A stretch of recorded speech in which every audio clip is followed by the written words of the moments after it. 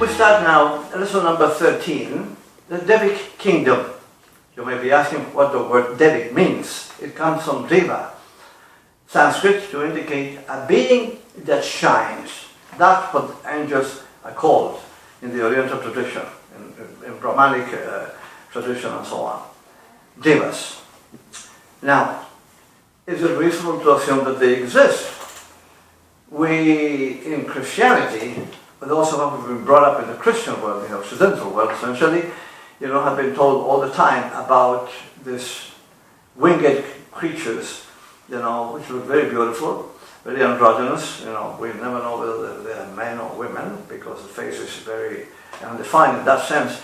Especially in the Catholic churches and temples, normally what we have is this iconography that shows statues of these beings with big wings and that sort of thing.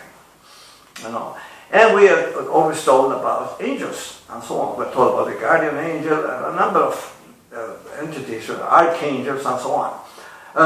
Normally, Judeo-Christian tradition speaks about this kingdom, which is different gradations, which is very very spectacular, incredible archangels down to angels which are minor and that sort of thing. There's something about it. It's reasonable to assume they exist because we don't see them, you see. Their existence has been confirmed to us by clairvoyants, people which have been trained to see beyond what we call physical matter. Angels, we are told, are a very, very real thing, but their bodies are not made of physical matter. They represent, we are told, the kingdom, what in the past was a humanity like ours, which transcended the human aspect, the physical worlds, and now functions at a higher level, particularly astral and mental. Practically all the angels that intervene in the process of human development are from either astral or have bodies made of either astral or mental matter. And there are an enormous variety, we are told, something really big in this area. It's difficult to determine how many are there, but there must be millions and millions of them. The reason why they exist, and it's reasonable to assume that they should exist, is because they are the builders of the system, as they call it. When the Logos explodes for the first time, we call the Big Bang, and sets up the universe, 7 very powerful archangels, make their presence felt right there. These are the 7 spirits before the throne, which are spoken of in Judeo-Christian scriptures. Both the Torah and the Bible, they both speak of the same thing. 7 spirits before the throne. Very, very powerful archangels who in turn, generate or manifest 7 more each to form 49. And that's the start of sort of pyramidal structure, essentially, whose work is the building and maintenance of the universe. The universe is not manufactured, so to speak, by the Logos only. He provides the energy, essentially, but the builders are the Devic kingdom. They are the ones who do the job. The very high ones have a physical body also, and those are the sons of the systems that we are very well aware of. Our system, our planetary system, has a sun of its own. The name is Surya, that's the occult name, and it represents the body, the physical body, because the sun is physical. It may be combustible, but it is physical. It's a physical body of a very high angelic entity, an archangel essentially, whose job is to keep delivering the energy so that the life in our planetary system can take place and be sustained. This is essentially his contribution. Essentially, the contribution of the whole of the kingdom is to help humankind in its evolving process. By doing this, what they are doing is they are paying a debt they have. When they were a humanity like ours, there was another Devic kingdom that helped their evolution. That kingdom sort of transcended even higher levels, from there. And then this the present angelic kingdom that was a humanity then became, thanks to the previous help, they became angelic.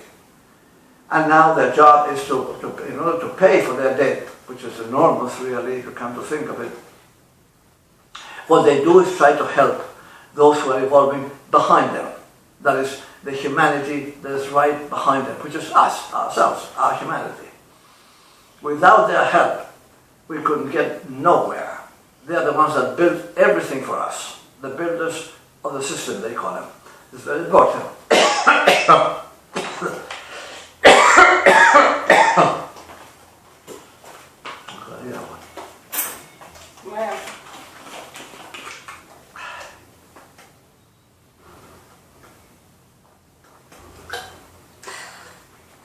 Tome, no bañes. Okay. Thank you. Comienza otra vez el párrafo que... Yeah. Vale.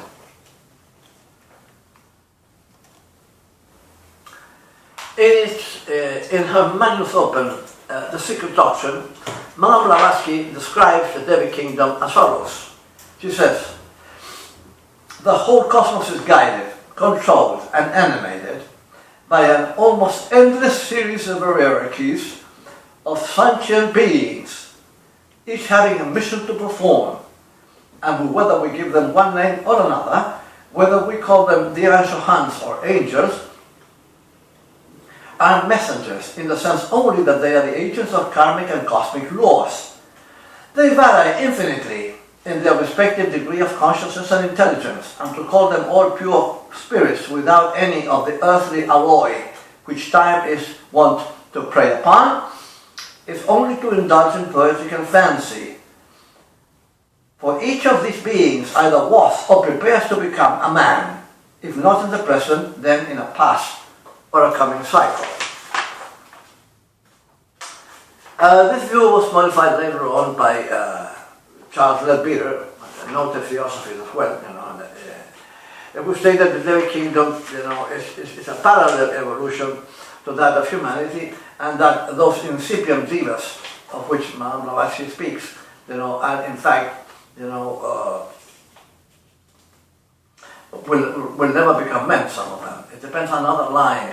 We're talking about here insects and birds apparently have a different evolutionary line, and they go directly from their physical construction, consciousness into minor Devic entities. This is what we are told. Both insects and birds, they never become human beings. We must understand that we are told that there are 7 types of monads that we talk about, and probably the methods to unfold their consciousness is also somewhat different. There's one thing about the universe that we also always have to keep in mind. The key word is diversity. This is something that we cannot avoid. It's a very, very integral part of the universal structure, diversity. So the method to unfold some monadic entities, are not those used for others. What makes the difference? I don't know. There are many different ideas about that, but I have never found any reliable text or information or school that teach me what the differences are and why should there be different circumstances and treatment, different methods to unfold them. Now, one thing that we're told in this type of knowledge is always is that evolution does not work in one straight line from down to up, like say going like this. No. Evolution works on a circle, we are told. Life, unconscious and undifferentiated, descends, into denser and denser matter, essentially, until it reaches maximum density. That arc of the first part of the circle is known as involution.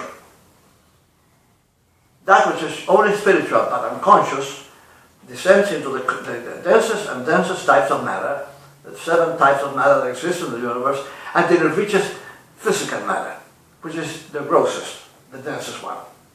That is involution. But from that point on, it starts going up again, to complete the circle. And that ascending arc is called evolution, essentially. Humanity is slightly past the middle, we are told. We are now in evolution, but slightly past only, not very much. Which explains why we sometimes behave in a manner which is obviously not very spiritual. But that's the way it is. Eventually we will become spiritual and we'll get where we're supposed to get. But it takes time. This is a very slow process. This is one thing that we students of occult science don't like, but that we must accept.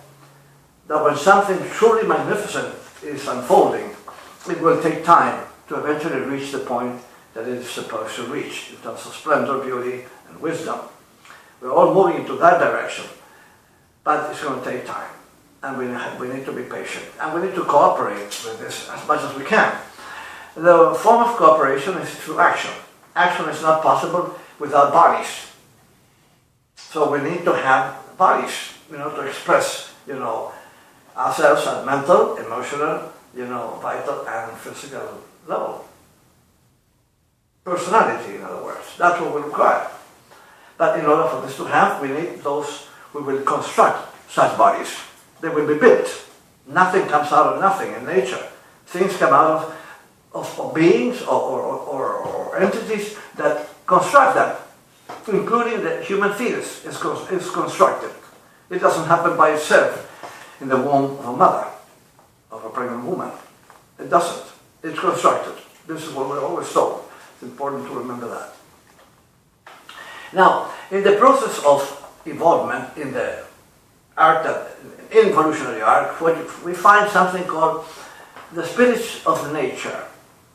Normally in tales by children, fantasy tales or whatever, what we're told is about the existence of fairies, of elves, of the trolls and all these things, different names have been given to what are supposed to be, nature spirits, essentially.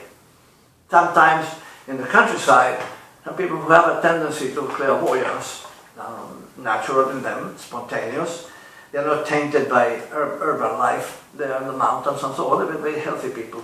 Sometimes have a chance to get a glimpse of these small entities. The gnomes, for instance, which are the elementals that work in the ground, sometimes are visible to them. And that's why we know that this individualities do exist. They are very, very subtle bodies, made up of something called elemental essence. It's a kind of immature matter that exists both in the mental and the astral worlds, which is used for the bodies of these entities. Before the human monad enters the lower realms, through the minerals, it has to go through these elemental phases, both astral and mental and astral, essentially. And then eventually, from there, they move on into the minerals and start the actual evolution, essentially. But this is, we're talking about what happens in the descending arc, that is in the involutionary arc. Now, what we have is that all these elementals, the work they do, it has to do with nature in general. For instance, fairies, are the ones in charge of the perfume and the coloring of flowers. That's their work, that's their job, that's what they do. Gnomes are usually the ones that have to do with trees. Normally a tree needs to be kept alive.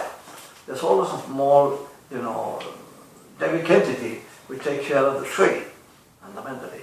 And assisted by elementals who bring up etheric matter to incorporate into the tree.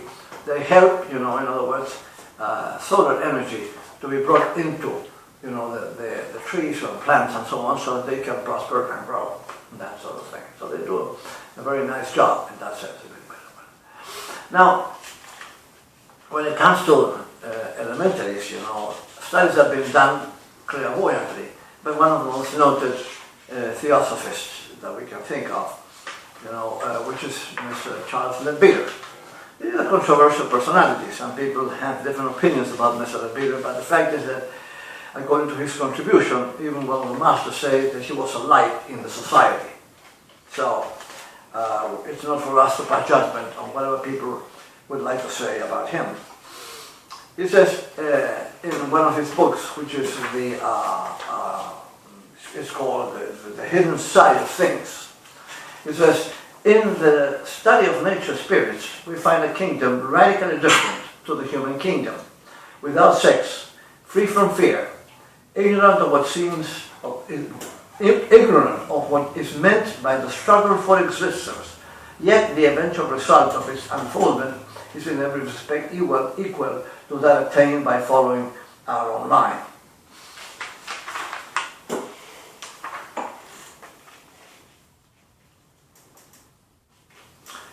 Occult science posits that elementals are essentially a subhuman group. The mere fact that they can be found in the astral fields, for example, is not necessarily indicative that they are evolved creatures, because, as stated before, they are still in the involutionary state traveling down, having not yet reached the physical field, nor have they started to evolve upwards. Some can be found in the region of the physical world invisible to ordinary eye, known as the etheric region. Gnomes, brownies, and pixies, for instance, are about the most commonly found there.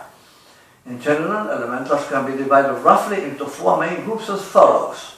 Elementals of earth, 1, 2 elementals of air, 3 elementals of fire, and 4 elementals of water. These creatures ensoul these 4 elements, hence the name elementals, and were classified by the ancient alchemists as gnomes, sylphs, salamanders, and undines, respectively. There's plenty that can be investigated about the angels, in this particular book by Mr. Devic, The Hidden Side of Things. Another significant work on this is the one done by Geoffrey Hodgson, another clairvoyant, who wrote a book called Kingdom of the Gods. Now, in that book there's plenty of information also not only about elementals, but angels, in general. Devic says also, speaking about elementals, their whole life seems a simple, joyous, irresponsible kind of existence, such as a party of happy children might lead among exceptionally favorable physical surroundings. There is no sex among nature's spirits. There is no disease, and there is no struggle for existence. So that they are exempt from the most fertile causes of human suffering. They have keen affections, are capable of forming close and lasting friendship from which they derive profound and never fading joy. Jealousy and anger are possible in them, but seem quickly to fade before the overwhelming delight in all the operations of nature, which is their most prominent characteristic.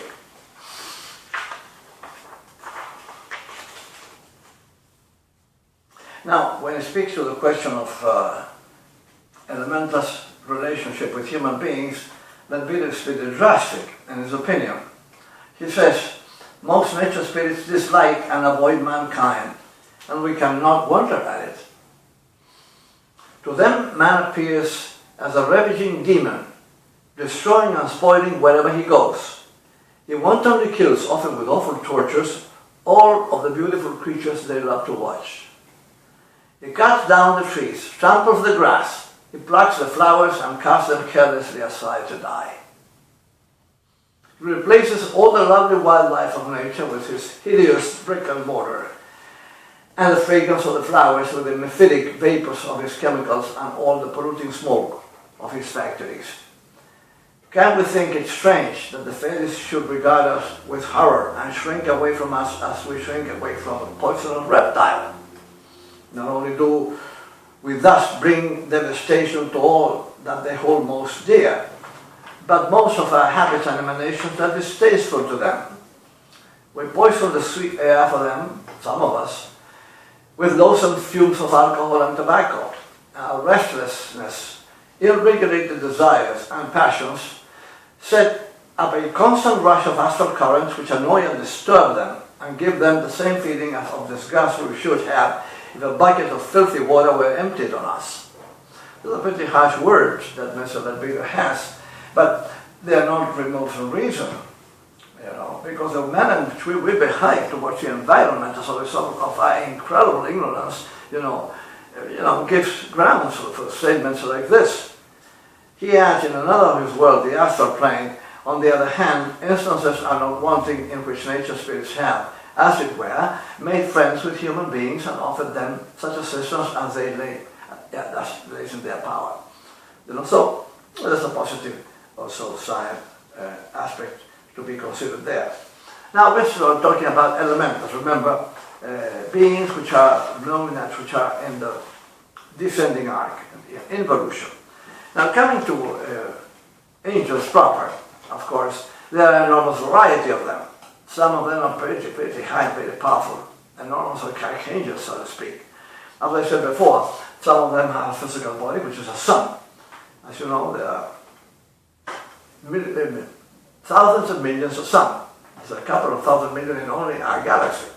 So what we have is plenty of them, plenty of these gentlemen, which are the ones that provide the energy for life to take place in the planets that revolve around those suns.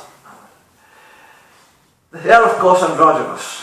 The matter of sex has disappeared completely. Originally, remember, we were androgynous. For a while, we became double-sexed. And then eventually, we become androgynous again. Their creative power is absolutely enormous. And that's one thing they don't have is wings. They've been portrayed like that in the iconography of Christian temples, especially Catholic temples.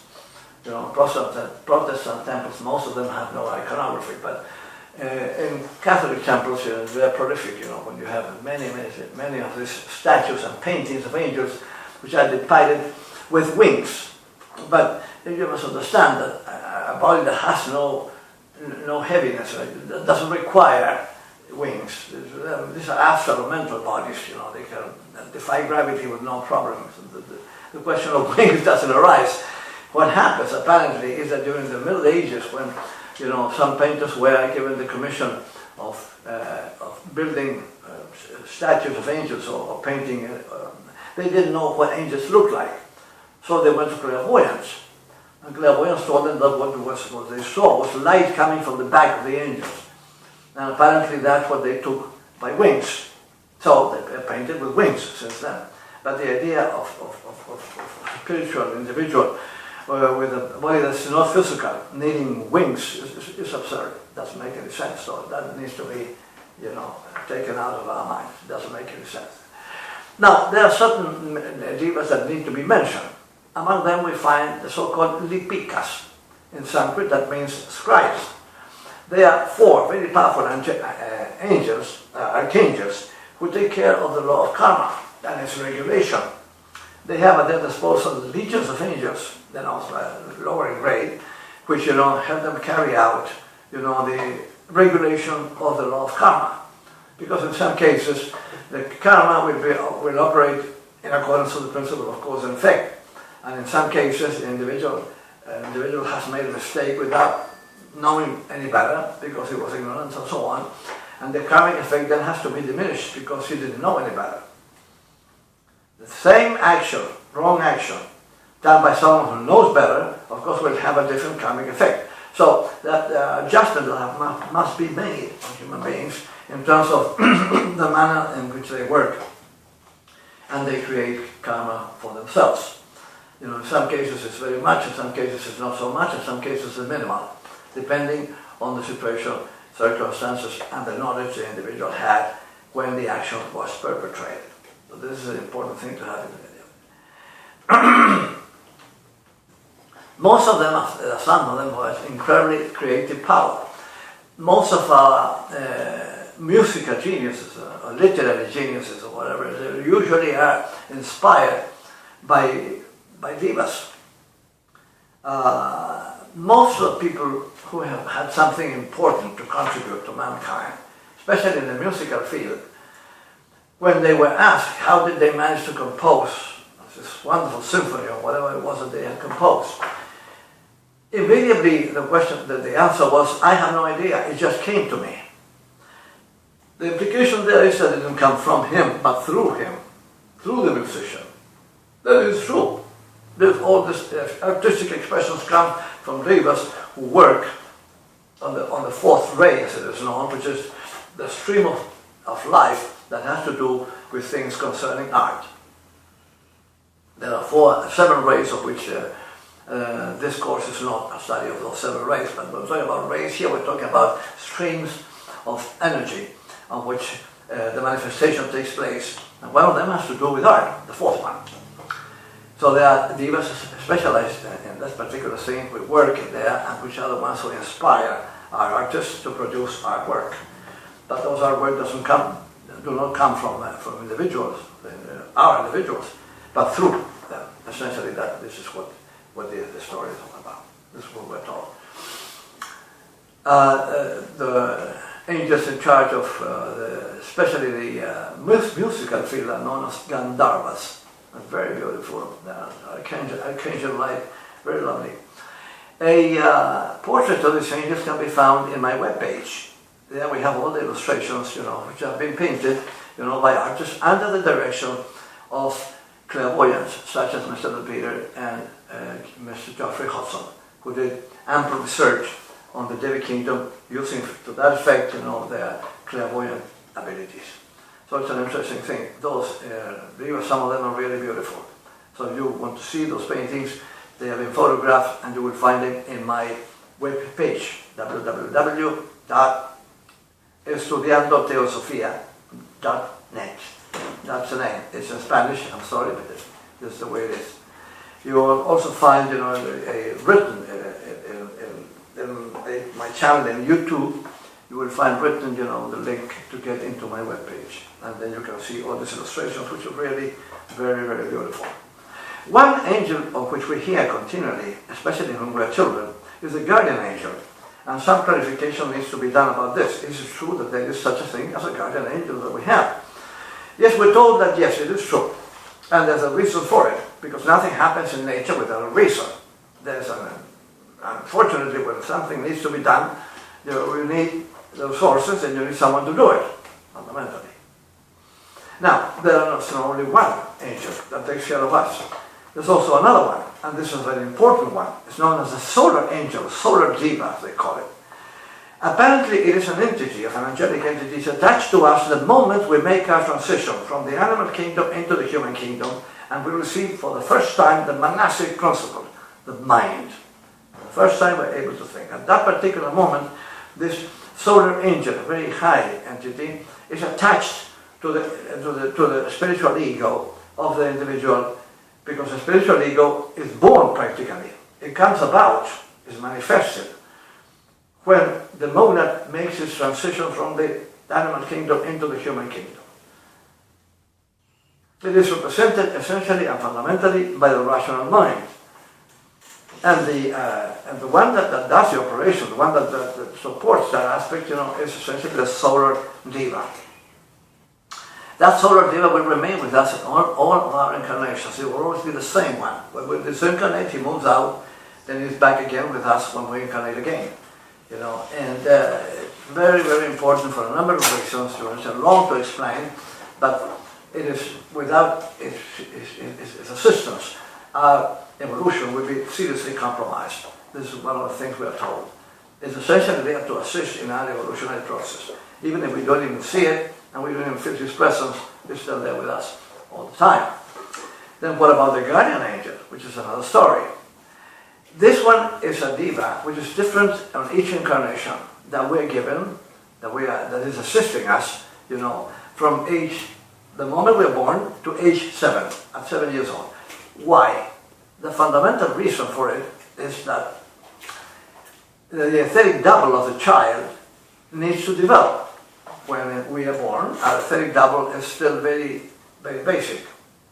It cannot do what it needs to do, among other things, to gather power from the sun, so as to bring it into the physical body. That's one of the functions the etheric double has, and it cannot do it because it's just beginning to unfold. It will take him 7 years to be able to do that. So the guardian angel is the one that somehow steps in, to cover for that, for that problem. And it gives us all the necessary help also. It is also supposed to help the child, to try somehow to protect the child from anything that can happen from it. It's difficult, and it cannot have full power in doing that, because it's not physical, and sometimes what happens to the child is physical. But in general, there are many occasions, many situations that have taken place, in my personal life, in which it was obvious that we received, necessary help to keep going, to keep alive as children, without, we were, in other words, we were protected to an enormous extent, to a considerable extent. That's very important. By age 7, the guardian angel leaves, because by then we already have our etheric double fully developed, and the solar deva takes care of us again, and we continue to function under his, under his energy. Important. Now they have, we're told, the world divided, in different sectors, in which they do different types of work. There are different types of leaders, and they do different type of work, which is an important thing to remember. Now, also an important thing to remember is that what they are doing essentially is they are paying a debt, as I indicated before, that was received by them, by another Devic kingdom, when they were a humanity like ours. So, whatever they do for us, they do it in such a way that they know very well they cannot receive anything from us. We have no position to give them back anything. But it is expected that once we have reached angelic state, we will be now in a position to help a humanity which is developed behind us, which at presently most moments are in the lower kingdoms of life, especially the animal. When we become angels, that kingdom will be already a humanity, and it will be our job to help them evolve. This is a work of love, essentially, in which those which are on top reach their hand down to help those who are under. At the same time, they reach their hand up to be pulled up from those who are over them, and so on, in a continuous change of cooperation. This is what universal love is all about. We helping one another in order to reach the situation of divine consciousness, and the joy and the wonder that represents. Nothing really good happens without help. It's an important thing to remember in everyday life, even when we are engaged in some kind of enterprise. It's very difficult to do it on our own. We always need the help of someone else or other people helping us to reach to the point where we need to reach. In this particular case, it's the same thing. Our unfoldment and the splendor that follows it would never be reached if it wasn't for the help that the Devic kingdom gives us. To close, we will